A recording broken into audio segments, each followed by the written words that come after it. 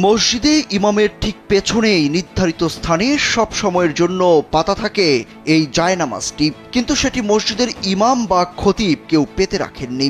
এই জায়নামাজটি পেতে রেখেছেন স্থানীয় যুবলীগ নেতার বাবা আব্দুল হাশেম। এই জায়গাটিতে অন্য কেউ বসতে পারবেন না। তিনি যখনই মসজিদে আসেন না কেন তার জন্য এই জায়গা রেখে দিতে হবে, আর এর ব্যতিক্রম হলে কারো পিঠের ছাল রাখবেন না তিনি। ওর বাপে হইলো মনে করেন ইমামের একবারে বরাবর সামনে, মনে করেন এখানে ওর জায়গা রাখতে হইব। এখানে না রাখলে মনে করেন হইলো কারো পিঠের চামড়া থাকবে না, কারো ইয়া থাকবে না। ওই আওয়ামী লীগের বড়াই দেখে, আওয়ামী লীগ নাই কি হয়, হ্যার চেয়ে বেশি প্রভাব দেখাইতে আছে। কালকে আমাদেরকে ওই মনে করেন ওর ভাই ব্রাদার সবাই নিয়ে মনে করেন হামলা করতে মসজিদে নামাজরত অবস্থায়। স্যান্ডেলিনা সো, রূপচর্চায় আভিজাত্য। স্থানীয়রা বলছেন, আল্লাহর নৈকট্য লাভের আশায় মুসলমানরা নামাজে সকল ভেদাভেদ ভুলে গিয়ে ধনী গরিব রাজা প্রজা তাঁতি জেলে সকলেই এক কাতারে দাঁড়িয়ে মাথা নত করে আল্লাহর দরবারে। কিন্তু মসজিদে জায়গা ধরে রাখা নিয়ে যা ঘটেছে তা কোনোভাবেই কাম্য নয়। খালি বেজাল এমন এই আষ্টটা 5-6টা আলেমেরও বেজ্জিতি করছে, গায়ে তার দিচ্ছে এই মেমোরি। হেরা হারে আরো এই মেম্বারের নাম কি? Roman member.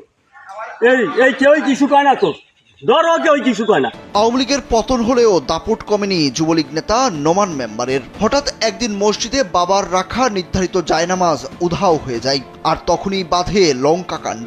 ইমাম ও তার বড় ভাইকে সন্দেহ করে তার পরিবারকে নিয়ে বাজে মন্তব্য করেন তিনি। এরপর দুই গ্রুপের মধ্যে বাধে তুমুল মারামারি। এতে আহত হয়ে 4 জনকে হাসপাতালেও ভর্তি হতে হয়। আল্লাহ তাআলা সাক্ষী আছে যে আল্লাহ, আমরা যদি ওনার জায়নামাজ নিয়ে থাকি আপনার গজব যেন আমাদের উপর পড়ে, আর আমরা যদি জায়নামাজ না নিয়ে থাকি যারা আমাদেরকে মিথ্যা অপবাদ দিয়েছে তাদের উপর যেন আপনার গজব পড়ে। এই কথা আমি বলছি। বলার পরে আমি বললাম যে মুসল্লিরা সকলে এখানে উপস্থিত আছে, যে আমাদেরকে মসজিদ থেকে বের করে দিবে। এই কথাটার অর্থ কি? আমরা এমন কি অন্যায় করেছি এই এলাকাতে, আমরা একটু আপনাদের কাছে জানতে চাই।